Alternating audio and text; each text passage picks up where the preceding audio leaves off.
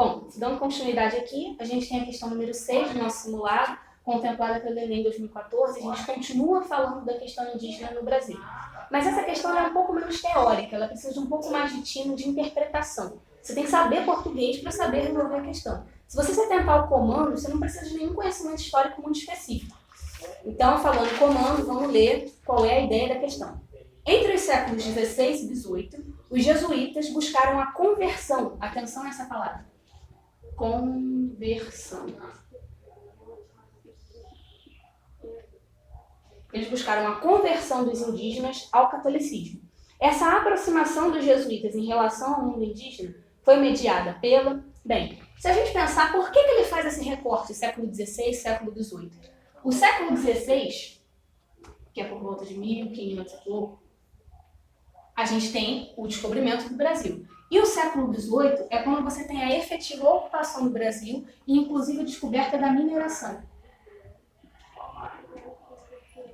No início do descobrimento do Brasil, é lógico que a gente vai ter mão de obra indígena, não só para ajudar no extrativismo vegetal que foi empreendido nos primeiros 30 anos, né, principalmente do pau-brasil, como para aquelas relações de escambo que a gente já tratou nas aulas anteriores. Mas quando você tem a efetiva mineração, os jesuítas eles estão empenhados em convencer a coroa portuguesa de que o índio é o bom selvagem. O que é isso? O índio ele tem um estado de natureza puro, o índio é puro, ele não foi corrompido pelas questões do capital, do dinheiro, ele não tem nenhuma maldição sobre a sua pele como negro. Então o índio ele pode ser convertido. O que é converter? O que significa converter? Pode ser transformado, ele pode ser moldado para ser um bom homem, um bom cidadão, como seria o europeu. Bom, pensando nisso tudo, a gente pode ler o textinho e já partir para as opções. O índio era o único elemento, então, disponível para ajudar o colonizador como agricultor, pescador, guia, conhecedor da natureza tropical, e para tudo isso deveria ser tratado como gente, ter reconhecido sua inocência, sua alma, na medida do possível. Então, mais uma vez, ele retoma essa ideia do índio como senhor daquela terra, conhecedor daquela terra, e também, é lógico, como um ser humano puro, né, incorruptível até então. A discussão religiosa e jurídica, porque perceba, não se trata só de uma questão dos jesuítas, se trata de uma questão de ganhar ou perder dinheiro com a exploração de mão de obra indígena por parte da coroa portuguesa. Então, essa discussão religiosa e jurídica vinha atrelada aos limites do que seria a liberdade dos índios e se confunde numa disputa entre jesuítas e colonos. Pois bem, entre esses séculos, o 16 e o 18, a aproximação jesuíta em relação ao mundo indígena foi medida pelo quê? Como se fez essa aproximação entre os jesuítas, que eram o principal representante do clero na América Portuguesa, e os nativos? Letra A. Demarcação do território indígena. Bem, se a gente pensar, a Constituição brasileira hoje, ela tem uma cláusula pétrea. O que é uma cláusula pétrea? É uma cláusula que não pode ser mudada, não pode ser alterada. Não importa o regime que vigore, a Constituição brasileira vai ter, inerente a si mesma, a cláusula pétrea da demarcação de terras indígenas. Ou seja, o governo federal é responsável por tirar uma parte do seu território e dá-los aos indígenas, que são esses nativos, índios. Mas isso é muito moderno, é muito contemporâneo. A nossa Constituição é da década de 80, 1980. Então, você pensar no século XVI, XVIII, a gente ainda não tinha dominado todo o nosso território. O Brasil ainda era usado como colônia, então os seus recursos naturais eram explorados.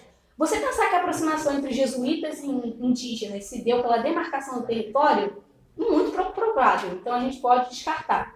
Letra B, manutenção da organização familiar.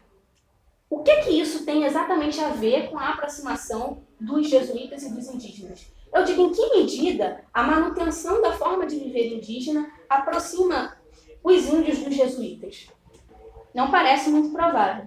Letra C. Valorização dos líderes religiosos indígenas. Essa, sem sombra de dúvida, você tem que descartar, porque se tem uma coisa que o jesuíta quer, é provar uma outra forma de religiosidade para o nativo. Quando você faz uma valorização do líder indígena, você não vai conseguir enaltecer o catolicismo, senão as religiões nativas. Então essa, com certeza, não é. Letra D. Preservação do costume das moradias coletivas. Bom, em que medida preservar as moradias coletivas indígenas implica uma melhoria na relação entre jesuítas e índios? Muito pouco, né? Então vamos ler a última opção, que vamos ver se ela carrega de fato um fator que justifique ela ser o gabarito. Comunicação pela língua geral baseada no tupi. Bom, essa questão fica óbvia. Os jesuítas, eles eram homens religiosos imbuídos da missão de colonizar, de converter, de tornar esses índios, tirá-los da condição de bom selvagem e torná-los bons cidadãos. E perceba, o cidadão, ele é o mais próximo possível do que é o europeu, dotado de direitos e deveres para com o rei. Nesse sentido, a aproximação pela língua também é uma forma de comunicação, porque quando se impõe o português, se reduz as multiplicidades, as variedades, as diversidades do feito indígena. Então, sem sombra de dúvida, e por eliminação também, a gente acaba marcando a letra E como gabarito. Então, vamos nessa. Questão número 7, contemplada pelo Enem 2015, a gente vai falar um pouquinho sobre o que foi o Império do Brasil. Eu gosto de questão com imagem porque a gente consegue perceber que a imagem nunca é a imagem por si só. Ela é dotada de um monte de signozinhos que, se você souber ler, dá para responder qualquer questão. Nessa imagem, a gente tem um trechinho do texto da Lilia Schwartz, que é uma historiadora famosíssima, no livro As Barbas do Imperador, que contempla o Pedro II. E aí vamos partir para o que a questão pede exatamente. As imagens de Dom Pedro II foram feitas no início dos anos 1850. A gente entende que o Brasil se tornou independente no ano 1822. É lógico que essa independência ela não se fez, de fato, muito rapidamente. Até o ano 24, por exemplo, a gente ainda tinha grandes conflitos com a Bahia. Então, essa independência ela é feita a trancos e barrancos, e a gente percebe que esses monarcas que fizeram a independência, Pedro II, Dom João VI, eles estão sempre imbricados em uma série de questões que se referem não só à América Portuguesa, que se tornou o Brasil, como também o que seria da dinastia em Portugal. Mas vamos lá. Então, o ano de 1850 ele se dá depois dessas crises aqui. Um pouco mais de uma década depois do golpe da maioridade. O que foi esse golpe da maioridade? A gente percebe que o Pedro II, quando ele assume o cargo de imperador, ele é uma criança, salvo engano, de 5 aninhos de idade. Mas por que isso se faz nesses termos? Se a gente voltar e perceber o que é uma dinastia, o que é uma família real, a gente entende que nenhum território pode ser perdido, porque senão essa dinastia vai se enfraquecer. Porque nesse contexto da organização do mundo, poder significa áreas de influência. Então, a família real vem para o Brasil, para a América Portuguesa, fazer do Rio de Janeiro, do Brasil, o centro do Império no ano 1808. E essa vinda que se dá escoltada pela Inglaterra, ela se faz muito por conta das invasões napoleônicas em toda a Península Ibérica. Então, Dom João VI, para não perder o seu território, ele sai de Portugal, mas ele ainda conta com a nobreza portuguesa para manter o país. O que ele não podia se dar o luxo de perder era a menina dos olhos de ouro, que era o Brasil. Mas então, vocês acham que os portugueses ficaram felizes com o rei abandonando o próprio país? Apesar de Dom João VI ter vindo para cá, foi a vinda da família real,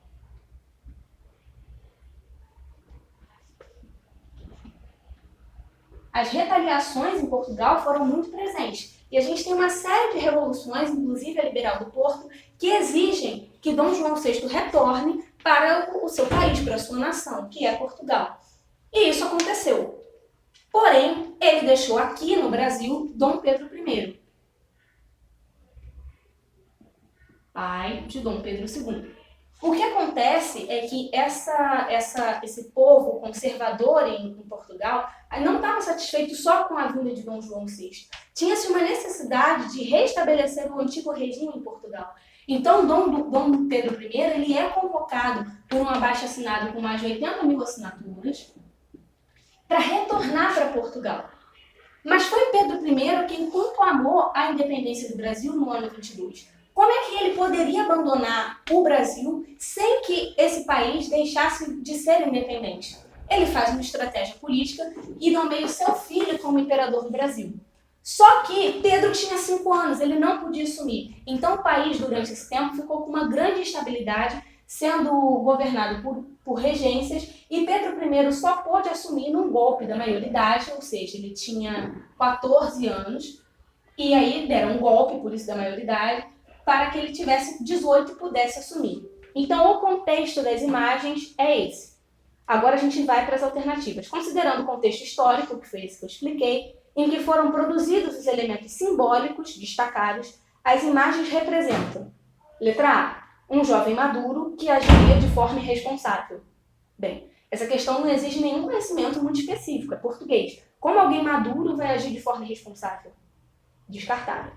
Letra B, imperador adulto que governaria segundo as leis. Se a gente pensar direitinho, nesse momento aqui do mundo, as monarquias deixaram de ser absolutistas e passaram a ser constitucionalistas.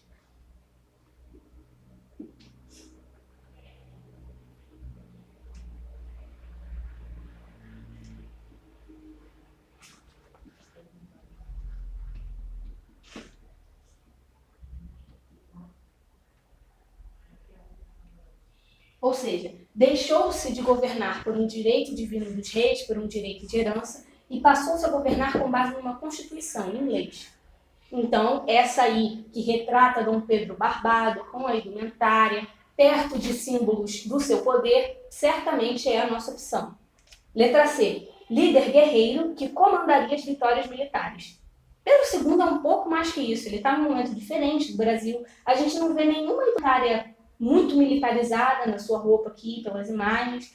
E a gente também percebe que nesse contexto o Brasil já está um pouco mais tranquilo. Então, essa também não é a nossa opção. Letra D, soberano religioso que acataria a autoridade papal. Em momento algum na imagem, que é a nossa fonte aqui para a questão, retrata alguma indumentária religiosa. Então, essa questão a gente também afasta. Letra E, monarca absolutista que exerceria seu autoritarismo. A gente acabou de falar que não pode ser absolutista por conta do contexto em que o mundo estava, ou seja, de monarquias constitucionalistas. Sem sombra de dúvida, gabarito letra B, imperador adulto que governaria segundo as leis.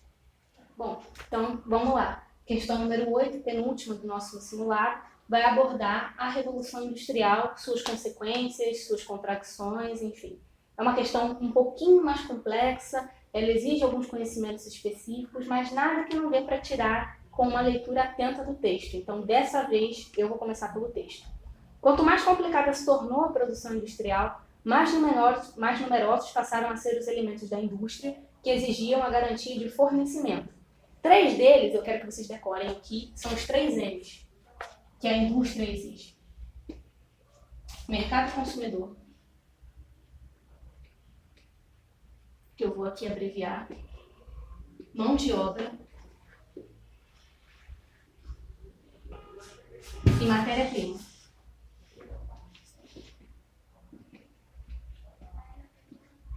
Sem isso, a lógica da indústria não existe, e é sobre isso que o texto trata.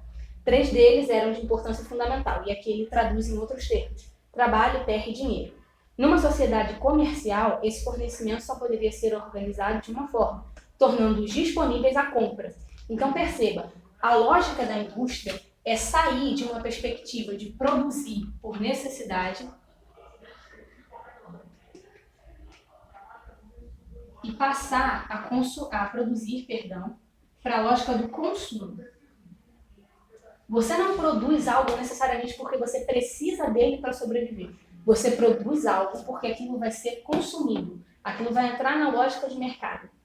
Mas depois a gente aprofunda isso. Agora, eles tinham de ser organizados para a venda no mercado. Isso estava de acordo com a exigência de um sistema de mercado. Sabemos que em um sistema como esse, os lucros só podem ser assegurados se garante a autorregulação dos meios de mercado competitivos independentes. É lógico, porque se você não faz uma regulação desses mercados competitivos, um vai suplantar o outro. Então, você tem que criar uma forma de eles conseguirem competir. Pois bem, quando você tem a submissão dessa lógica, o que a gente percebe é que não se pode mais e passam a ser criminalizadas todas as ações que levam à produção por necessidade. A gente tem no século XVIII uma série de leis contra a vadiagem.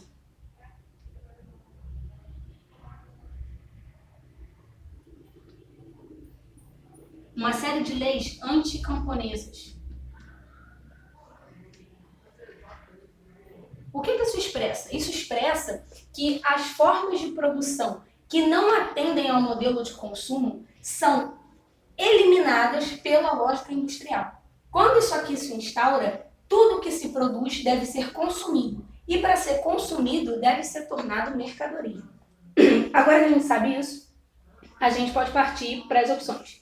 A consequência do processo de transformação socioeconômica abordada no texto, ou seja, a Revolução Industrial, traz o que como consequência? A expansão de terras comunais? Bom, se a gente pegar alguns autores que falam sobre capitalismo, sobre a Revolução Industrial, a gente vai ver que um dos expoentes é o Marx. E nos seus livros mais básicos, como Capital, ele vai falar que o processo do capitalismo ele se deu pela acumulação primitiva das terras. Então você não tem uma expansão do campesinato, a gente tem leis anticamponesas. E a gente vai ter um cerceamento da liberdade desse camponês e um acúmulo por parte da burguesia para que se possa implementar um modelo capitalista. Então a letra A, com certeza, está separada do nosso gabarito. Letra B, limitação do mercado como meio de especulação. Bom, o mercado, então, de acordo com essa alternativa, não seria nada além de um espaço, um lugar, uma ferramenta que a gente pode usar para especular, ou seja, aumentar o valor dos nossos produtos. É isso? Bom, ele o tempo todo fica reforçando uma contradição, uma questão do trabalho. Não me parece que o mercado, nessa opção, tem a ver com essa questão de especulação. Então, essa a gente também afasta do gabarito. Letra C. Consolidação da força de trabalho como mercadoria. Bom, se você não leu Marx, se você não estudou tanto assim sobre a Revolução Industrial, essa questão ela fica um pouco nebulosa. Porque o que exatamente é força de trabalho e em que sentido está sendo empregado o termo mercadoria? Então vamos deixar essa de lado e ver se por eliminação a gente chega a ela ou não. Letra D. Diminuição do comércio como efeito da industrialização. A gente está o tempo todo falando numa lógica de mercado, numa lógica comercial, de consumo. Você acha mesmo que o comércio diminuiu? A Revolução Industrial ela faz com que os produtos eles sejam produzidos em larga escala, em curto tempo. Então você dizer que o comércio diminuiu não faz sentido. A Revolução Industrial ela é caracterizada por um aumento na produtividade.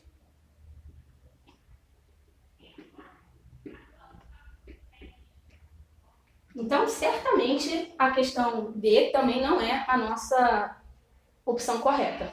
Letra E, adequação do dinheiro como elemento padrão das transações.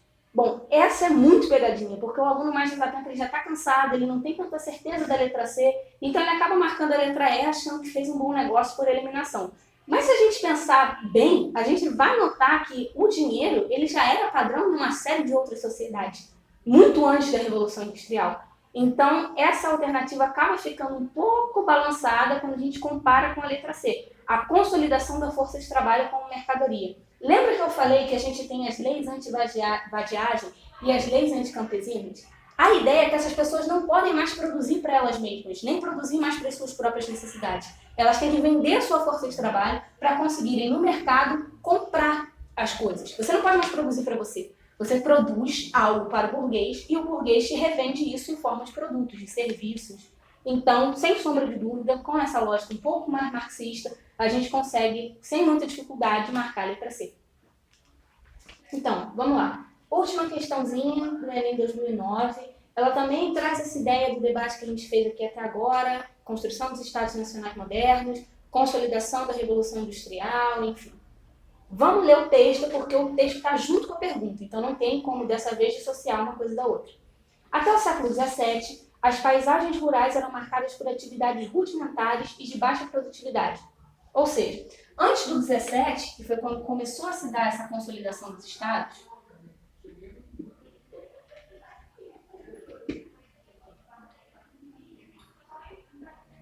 o mundo era mais rural do que urbano. Mas isso não significa que as técnicas rurais fossem tão boas assim. A coisa era meio rudimentar, meio precária. A partir da Revolução Industrial, porém, sobretudo, com o advento da Revolução Tecnológica, ou seja, você passa a criar ferramentas, métodos,